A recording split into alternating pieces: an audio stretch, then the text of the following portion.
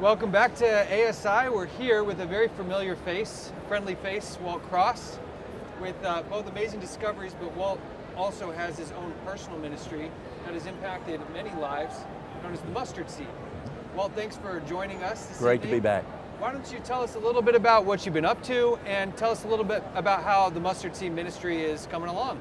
Okay, the Mustard Seed has three major components. We're a health food store, and so we work with people in the store, whether they're coming in with health needs, or people will literally call us or text us from around the world, and we work with people from all over. And then we work in our local community where we go in and we help folks like next Tuesday I'll be back in the school system, school's starting back on Tuesday, and I'll be going in and teaching the 8 laws of health to the kids. That's wonderful. And I'll do that each month. Going to local businesses, you've heard of Bush Beans? Mm-hmm. Well, I was just at Bush Beans a couple of weeks ago, working with those guys, great people, and with the great products, the beans for protein. Now, that's a good protein. It is. And then we travel a lot. I just got back from Sweden. I was in Sweden for 2 weeks teaching at a school. Just got back from Minnesota last week, and then next week I'm going to Alaska to go help some churches up there. Well, the God is you very busy right now. Yeah. That's amazing. And we're, people online, they're always interested in peppering us with health questions. And I know you get a lot of them. So as we're kind of coming out of this several-year process with the health crisis, why don't you talk to us a little bit about what's changed from before to what you're seeing now within the general health of kind of the population? You know, what I'm seeing and what my friends are seeing is we're having folks that are perfectly healthy, and all of a sudden they're coming down with cancer. They're coming down with heart disease. They're coming down with diabetes. We're seeing a lot more of autoimmune diseases. That's a huge one that we're seeing. Sleep deprivation. And even Harvard now is jumping in and saying, since COVID, we got to address sleep deprivation. Even National Geographic put a book together and did a study on sleep problems since we're dealing with this health issue. So yeah, we're definitely seeing folks that were healthy people now sick, or people who had problems before even sicker. So when it comes to things like autoimmune diseases or disorders, what is some of the biggest factors that you look at for a person or an individual, the first things you check when they say I have some sort of autoimmune disorder? When they come in, they've been diagnosed with an autoimmune disease, something new that's come up. The first thing to do, and it's so easy to overlook. You want to just jump in there, but you've got to have situational awareness. You've got to have you can't have tunnel vision. You got to look at the whole picture, and the whole picture is those 8 laws of health that we talk about. Yep. You know, are they eating healthy? Do they exercise?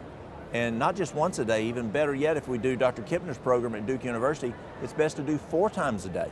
Yeah. We see marked differences. If I can get a person exercising, you know, even if it's 5, 10, but best 20 minutes, 4 times a day makes a huge difference. Are they drinking adequate water? But it's not just body weight divided by 2. See, when you drink, if you're drinking water, if you drink more than 3 to 4 ounces at a given time, it goes into free flow and you just urinate it out. And so if you drink an 8-ounce glass of water and you're going to urinate out 4 to 5 ounces, and only 3 or 4 is going to stay with you. And so people think they can count the 8 ounces, but they can't. Yeah. Because they drank it all at once. Just chugging it back because yeah. they're like, oh, I'm thirsty, just gonna down a liter, and then it just goes straight through. That's right. And so you need to sip on it. Oh, maybe 3, based on our size, 4 times every half hour, except at meal times. You know, are people getting sunshine? Are they following temperance, which is making the right decisions? And it's not just tobacco, alcohol, and drugs. Do they stay on the computer a lot? Are they up till 2, 3 o'clock with the blue light? Are they, you know, there's a number of issues, making right decisions, gossiping, and all kinds of stuff. But then are they getting fresh air? Do they live in LA? You know, when I flew into LA for the first time 3 years ago, I flew into LA and it was clear, like right here. You know, the first time I didn't fly in was smog. But you know, we're fortunate where y'all live. It's pure air. Where I live in the mountains of East Tennessee, it's pure air. but does that person have pure air, that diaphragmatic breathing? Are they getting good sleep at night, going to bed on time by 9 o'clock? Are they getting 8 hours of sleep? Are they getting the REM sleep? So important. And then the most important, do they trust in God? Amen. Look at those 8 things first. And then, okay, now let's look at the autoimmune issue, and we can look at disease specific, but probably best, and I think of, you know, when I grew up in the time of Electrolux power nozzles, it's a vacuum cleaner.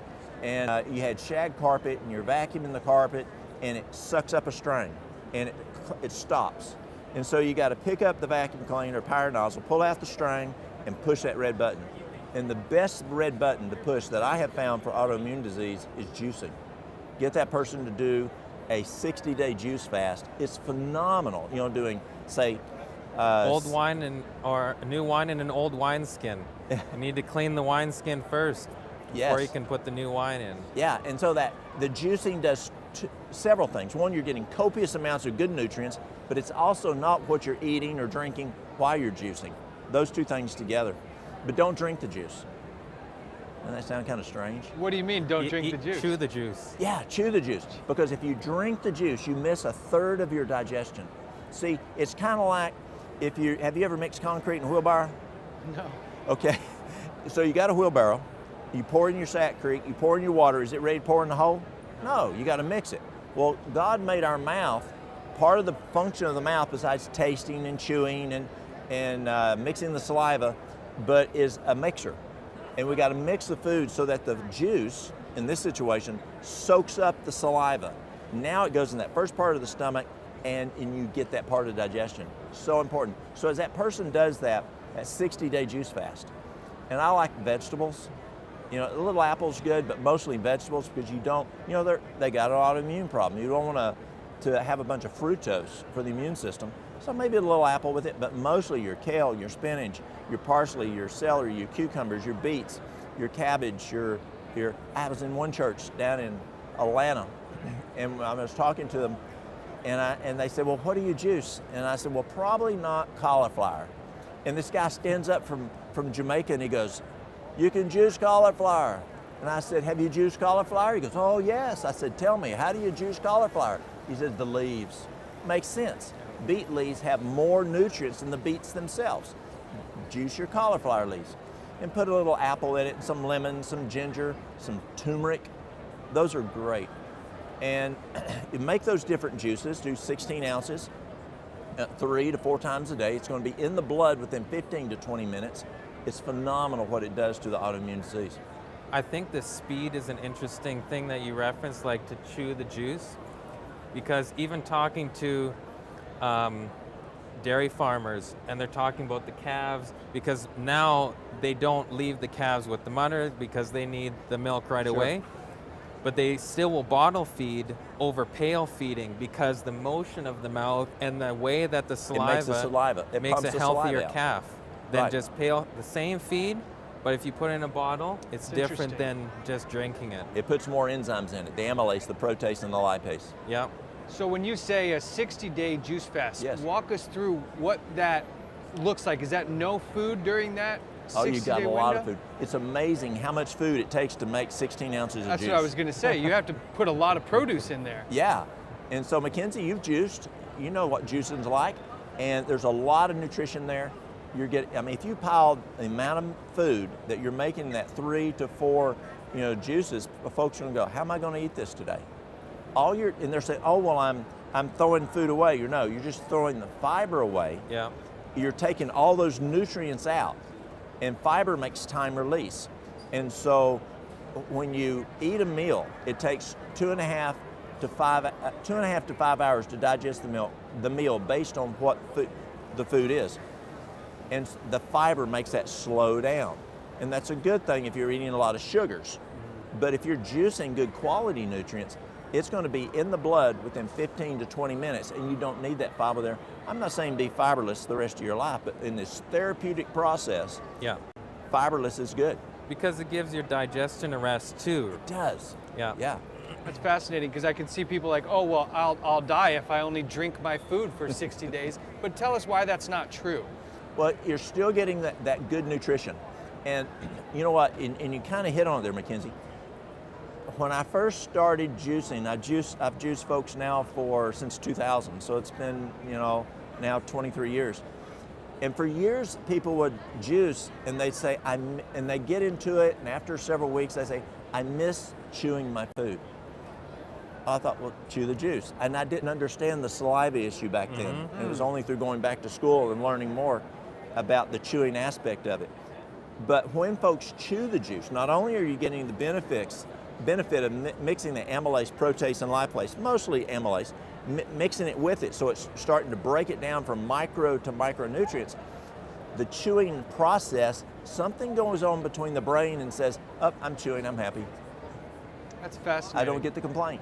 So when you're on a fast like that, what would be your general recommendation for volume of juice that you're drinking? Because some people, I know because I've talked to many people about starting them on a cleanse or juicing, and they think, oh, I'll have, a glass of juice. And that's kind of the juice cleanse. No. Yeah, you're looking for 16 ounces. That's a pint, and so or half a liter for y'all. And I'm still on the pint side, so okay, I'm American, yeah. So, a half of a liter or a pint each meal. So 3 times a day. If you feel like you need more, and folks say, well, how can I do this? I have guys that are construction workers in the summertime that do great on this. And they tell me they have more energy doing this. Now, just to interrupt you on there, I have a personal testimony about that. I was working with a guy in construction. This was before I was at Amazing Discoveries. And he was having some health issues. And I said, you know what? I think the Master Cleanse would really help for your particular situation. I said, I'll do it with you. And we're in construction, and it was minus 40 in the winter. Whoa. And we're going 10, 12 hours a day. He's like, I'm not going to be able to make it. I said, you'll make it. Yeah. I said, I'll do it with you. We did it for minimum of 3 weeks, I think it was. And that's just for people who don't know, lemon juice, maple syrup, a little bit of cayenne, a little bit of Celtic sea salt, and you're good to go. And all 3 weeks, and he had no issues, didn't lose any weight, and because he was already thin enough, and he felt great. So if you're doing enough and the right kinds of the juice and everything, I can attest that it's not going to make you feel worn out or exhausted. Here's the complaint I get though in juicing. They've juiced for 60 days. They go back to eating food. They feel terrible. They feel terrible because their bodies now having to take all that load of cooked food and whatever, and they go, Walt, can I just juice the rest of my life? I feel a whole lot better. No, don't juice the rest of your life, but pick the right foods. Do that whole food plant-based diet. And then, do a fast once a week. You do a water fast or a juice fast, or if you want to fast for supper, instead of eating a supper, just do juice for supper. Yeah. If you're, and that's amazing. It really works. And the Bible prescribes fasting often. Not only is it good for your body, it's good for your coming closer to God. Did you know you have a no muscle? A no what? A no muscle, N-O. You have a no muscle in your brain. Really? Yes. Here's how it works. When you say no to appetite, you build the no muscle. Look at Eve, look at Adam, look at Esau, look at the children of Israel out in the desert. Shadrach, Meshach, Daniel, Abednego. Look at Christ in the wilderness. Satan uses appetite. It's his main go-to. Yeah. We're told in inspiration it is Satan's ultimate weapon. So if that's his ultimate weapon, and you can say no to appetite, you can say no to anything else. Wow. So when you say no, I'm going to fast today, or I'm not going to eat supper, or I'm going to not eat that chocolate pie, or whatever you're choosing, you're building the no muscle to say no. A lot of people don't even have a no muscle. I was going to say, it's so atrophied in most people. Yes, and fasting is one of the best ways, if not the best way, to say no to Satan. It really is. Actually, Ellen White has a quote where she says, if we can gain the victory over appetite, that will aid us in gaining the victory over every other sin. That's exactly right. I totally believe that, because most people don't even realize their appetite's a problem but it's also the source. What they're eating is often what's leading to most of their health problems. That's true. And so when kind of like steering it back to people who are still managing things from the health crisis, and they want to look into natural remedies to help them maybe offset side effects that they've had, which is a pretty long list when we look at the list. What are maybe some things they can do to explore health remedies that are natural so they're not calling up their doctor to get a pill for every side effect that they may be having? You know, again, going back to the eight laws. Just turn the collar out. When we look at those 8 laws that we discussed earlier, make sure they're applying those. Again, it's easy to get tunnel vision. The other is to look at immune system. Get that immune system up. And God gave us an immune system to fight stuff. And the fastest 3 ways I found to take out your immune system is stress, sugar, and sleep deprivation. Those 3 guys, and there's many other things, but those are the big 3, I call them. And they will take out your immune system. So take care of those. You know, stress, there's a lot of stress out there today. And something new that we're seeing just huge after this situation is anxiety. And as I talk to my buddies, and as I see people coming in, as I talk to my physician friends, they're saying, Walt, our patients with anxiety has gone out the roof over the last 3 years. How do we deal with that? And see, anxiety, stress, it puts us into fight or flight. And when that happens, it blows our immune system significantly. Just 1 minute of major stress can wipe out your immune system significantly for 6 hours, according to Dr. Arvo Khanna, which he's a neurologist that's actually here at the convention right now. And he will tell you just 1 minute of major stress, anxiety will wipe out your immune system significantly for 6 hours. Wow. And how do we deal with that? Trusting God. That's huge. You know, there's things that come up and we can't take care of it many times. Give it to God. Does he want to take care of us? Does he worry about the sparrow? We're much more than a sparrow. Amen. And there's things about, you know, B complex and things that can help us. But the biggest thing is have that relationship, that constant walk. Just not that prayer first thing in the morning, not just that prayer at night, but as you're walking through the day, as you're making your decisions throughout the day, talking to him. Okay, God, what do I need to do here? Yeah. And when that person comes up, okay, God, you got this one? You get that phone call, you get that person that's just nuts, or you get that person that cuts in front of you, God, you take care of that one. And as we build that relationship with him, he'll take care of it. Amen. You know, if you had a Navy SEAL sitting beside you, you know, you wouldn't worry, right? Those guys they're bad guys. But your angel is more powerful. In Inspiration, it says, Satan was trying to figure out what to do to take God down. And it says that one angel flew by and his mighty frame shook. That angel is just as powerful as your angels, or your angel is just as powerful as that angel. Yeah. And so God is there to take care of us. And so as we're looking about how to deal with these issues, you know, yes, we got to do our part. Follow those 8 laws of health, but trusting in God is huge. I think another thing, and you went through it, but maybe people don't realize the importance is doing all 8 laws of health. All of them. Because they're like, oh, well, I've been, you know, plant-based for so long and I'm, you know, but are they drinking the water every day enough? Are they sleeping every day enough? Or, oh yeah, you know, the other day or earlier this week, I drank like a gallon of water in one day, but the last 3 days I haven't drank anything. Yes.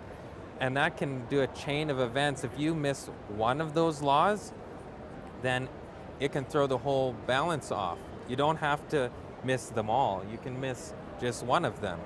And I think there's an underemphasis on the 8 laws as 8 doctors. Yes. Right? You know, as we look at the Breslov-Belloc study, or the Alameda County study, it was a study of 6,900 people over a 15-year period.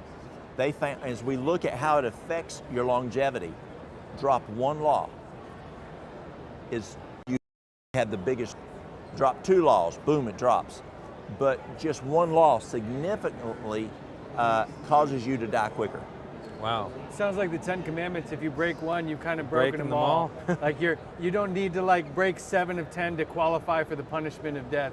You just break one time, and you just see the detrimental effect. That's exactly You right. know what? That's really interesting. 'Cause just what you said made me think of something, because if you look at the body as a whole, let's say you're dehydrated.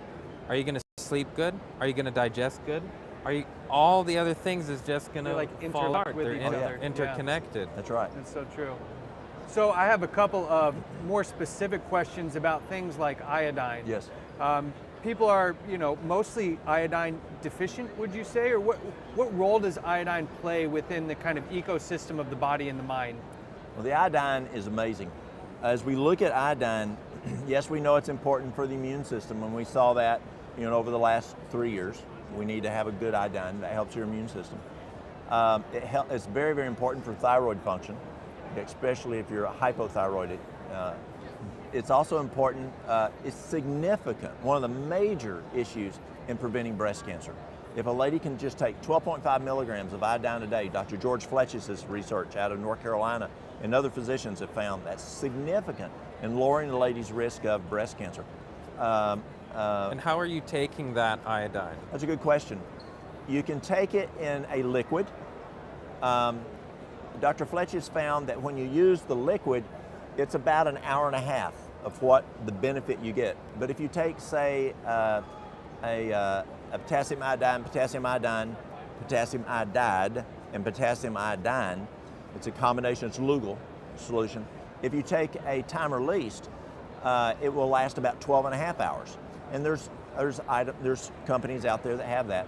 And so he found that the pill, he gets better results at. Physicians have been using iodine for years for tender breast syndrome, but this is cool. This is so cool. So Fletcher's research in Carolina found, and now the Germans are replicating the research, and they found that if a female will consume during pregnancy, especially during the first two trimesters, so the first 6 months, it's kind of like folic acid, so important the first 2 trimesters. If she will do 12.5 milligrams of iodine during the pregnancy, and then if she will nurse for 2 years, and she'll consume 25 milligrams of iodine. So double. Yeah, go up to 25. And then when the baby can start chewing, have the baby, once they start chewing, have the baby take 3.125 milligrams of iodine. This is cool. It increases the baby's IQ above the mother's IQ on average of 10 to 15 points. They're getting kids whose mothers do this that are menses. And they're just showing up out of nowhere in areas that these school systems, we're not talking at Cape Canaveral, we're not talking Oak Ridge, we're not talking at Huntsville, rocket scientists, we're talking country folk that are doing it. Their kids are turning out menses. And so it's huge. Wow. Now, is there a right way and a wrong way to use iodine? Like, is there any risk for people in terms of taking it topically versus orally, or what things should people be aware of so they don't just start going out and dropping all this iodine into their water, or are there any challenges that people should be aware of? That's another reason I like the pills, because you know how much you're getting. How much you're getting in that squirt. Well, maybe I'll do an extra squirt, The other problem with that Fletcher's found, people will put it on their skin and they're trying to test how fast does it absorb. Well, you're actually Fletcher's found you're having it to evaporate, and it's not fully accurate always, he said. And so if you want to know what your iodine is, you can go to a company like Hakala Laboratories, and they can send you a test, and it's a urine test, and send it back to them, and they'll tell you exactly what your iodine is. There's other ways of doing it. Would you recommend the average person test their iodine level? I think it would be good. I like lab tests. Lab tests are good.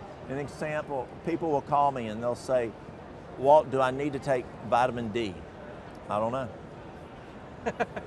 You couldn't tell unless you had something to... I can't look at your blood. Yeah.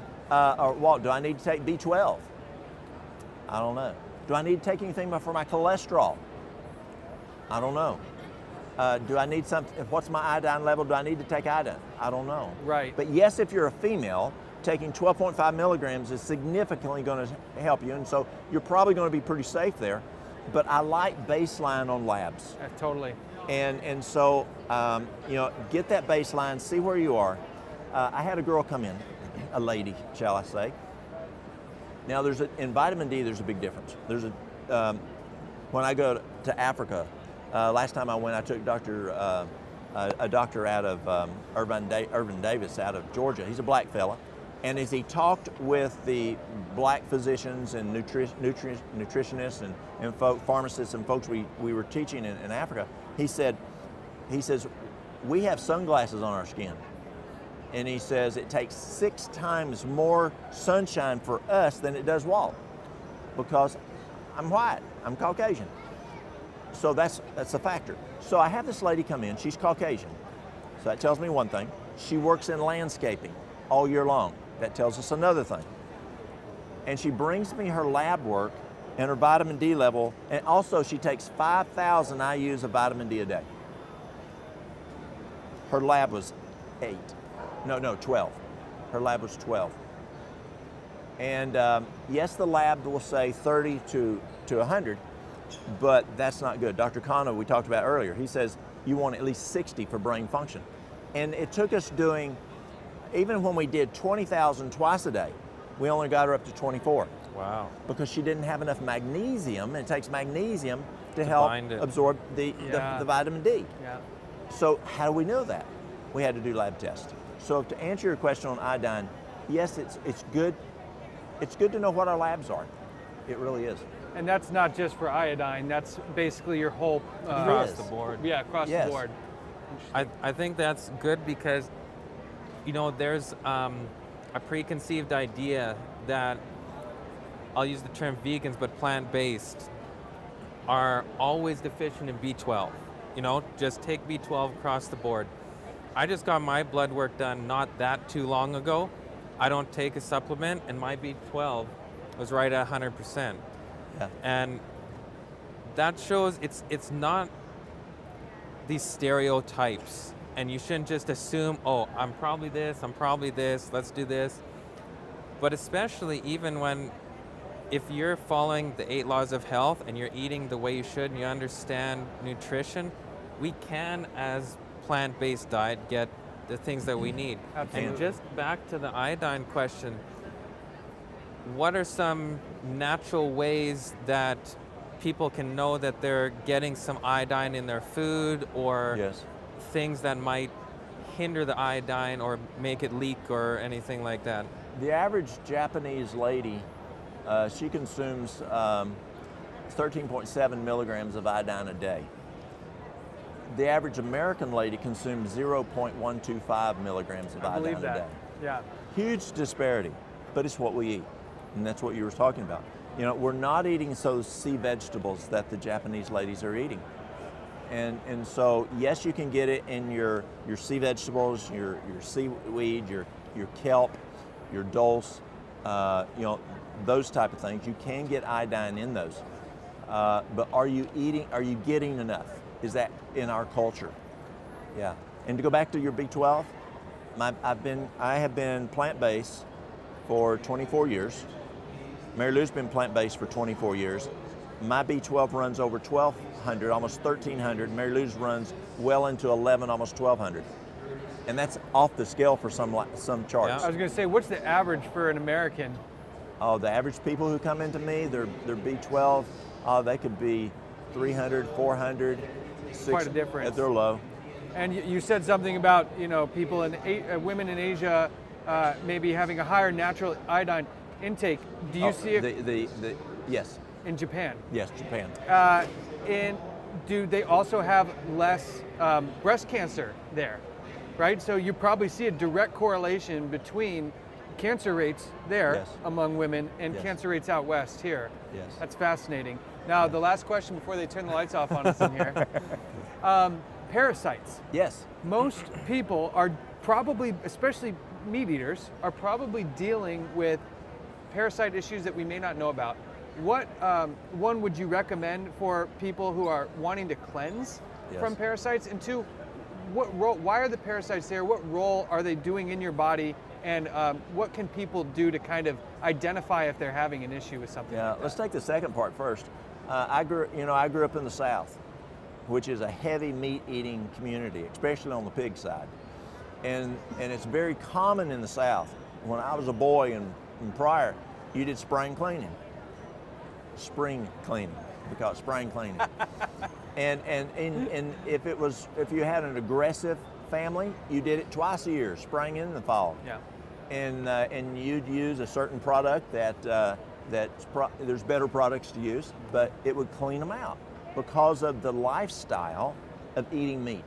Meat has parasites, or can have parasites, highly probable. But the parasite cleanse I use a lot as I work with people is black walnut and wormwood. That's a great tool. It's a mixture. You don't take it full dose at first. You'll get a Hertzheimer syndrome. And so you do, the one I use. What's Hertzheimer syndrome? Dr. Hertzheimer, he was a physician, and he found that if you cleanse too fast, your liver can't handle it, and the body can't handle it, and you'll get sick. Okay. You feel like you've been beat with a baseball bat. You've got flu-like symptoms. And so you start off slow. You do like a half a milliliter, twice a day, and you crescendo up over a 2-week period until you get to 2 mLs twice a day, and look on your bottle and it'll tell you.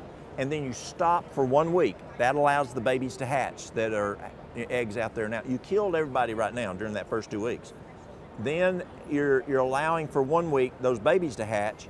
Now over the next 2 weeks, you do the same thing over again, half an ml twice a day, crescendo over a 2-week period to 2 mLs twice a day, and boom, you killed everybody else. And it works very well. That's fascinating.